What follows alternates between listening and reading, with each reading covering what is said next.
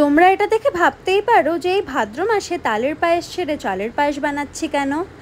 আসলে 19শে অগস্ট ছিল আমার বেস্ট ফ্রেন্ডের জন্মদিন, আর ভাগ্যক্রমে আমরা দুজন থাকি একই শহরে, তাই ওর সঙ্গে ওর জন্মদিন তো সেলিব্রেট করতে যেতামই, তাই ভাবলাম একটুখানি পায়েস করে নিয়ে চলে যাই।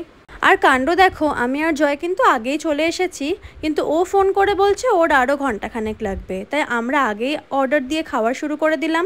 আর ফাইনালি ও এসে পৌঁছলো অনেকক্ষণ আমাদের দুজনকে অপেক্ষা করিয়ে। এত সুন্দর পারফিউম বিয়ে বাড়িতে পরে যাওয়া যখন তখন পরা যাবে, যখন তখন একদম পরা যাবে না, এইটুকু quantity, I have to be conscious. প্রচুর হাসি আড্ডার মাঝখানে এই যে আমরা এত কিছু খাবার খেয়েছিলাম। আর এই হলো অদ্রিতা, আমার একেবারে ছোট্টবেলার স্কুল টাইমের বেস্ট ফ্রেন্ড। তোমরা সবাই ওকে অনেক আশীর্বাদ করো আর ভালোবাসা দিও, যাতে ও এইভাবে হাসি খুশি থাকে, সুস্থ থাকে, আর ওর সমস্ত স্বপ্ন যাতে ও অ্যাচিভ করতে পারে জীবনে।